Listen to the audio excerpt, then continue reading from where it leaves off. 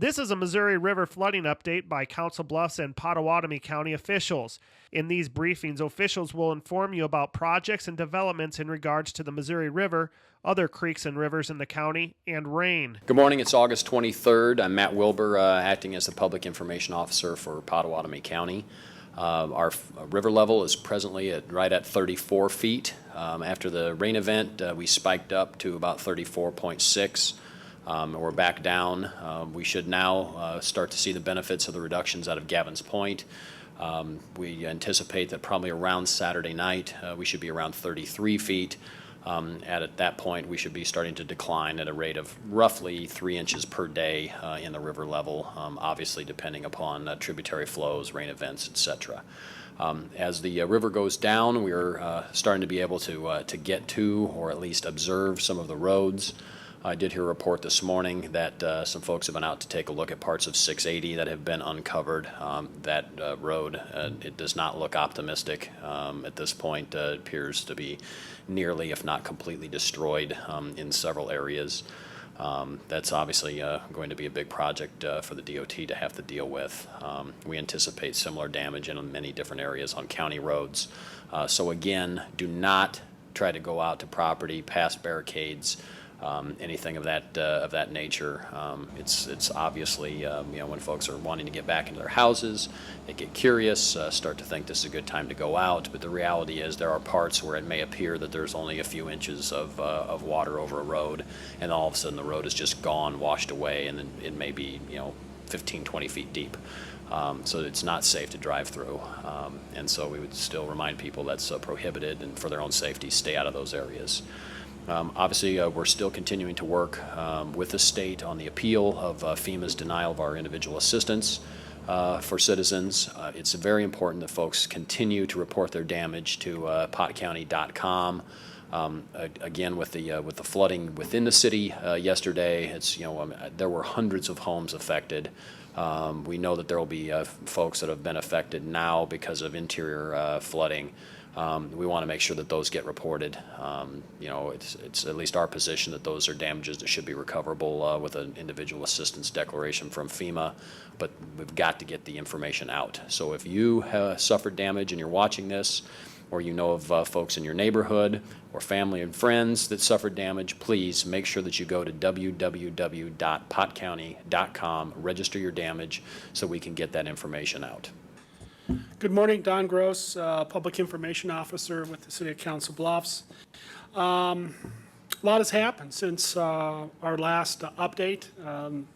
As you know, we had a severe windstorm and hail last Thursday, which caused a significant amount of tree damage. As such, the one thing I did want to pass on is that the city is still accepting tree debris at the recycling center on Veterans Memorial Highway and 24th Street. It's free to residents, so we encourage you to take advantage of that. Also, if you are going to leave it on curbside, I would encourage you to visit the Health Department website or call the Health Department and I guess bone up and understand the curbside recycling rules.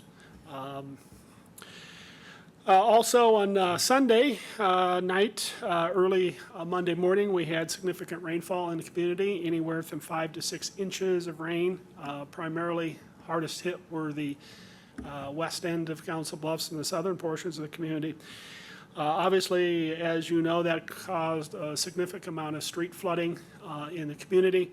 I think with saturated soils, the fact that our storm sewer system is already full and at capacity, there's really no place for the water to go. So we had a significant amount of flooded areas.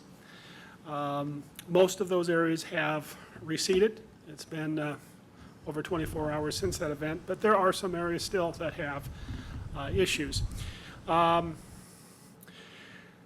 One thing I wanted to pass on is there is going to be a community informational meeting on how to clean up flood damage, sponsored by the Iowa State Extension Service. It's going to be held on August 30th at 7 to 9 at the Iowa School for the Deaf. You can look it up on the ISU Extension website or the city's Facebook account to get some information. As far as situationally, portions of Avenue G, the on and off ramp at Avenue G and Interstate 29 have standing water on it. It's been an issue over the last several weeks. We would encourage people to avoid that interstate ramp just simply because of the depth of water. Water also was on the South Expressway and Nebraska Avenue interstate ramps yesterday, and did block one lane of westbound I-80 near Bass Pro. The water has receded, so those are no longer an issue, and it's my understanding the DOT will be removing their barricades on I-80 today. Little bit of bad news, we had 7 confirmed basement collapses yesterday. 6 of those were actually located in Playland Park and 1 in the northwest section of the West End. We anticipate a few more. We've had numerous reports of sanitary sewer backups also. Also, we've confirmed another sanitary sewer collapse at North 31st Street and Avenue E. Crews will, I guess, try to identify it a little bit more further and get a bid package out and get that project going here in the next week.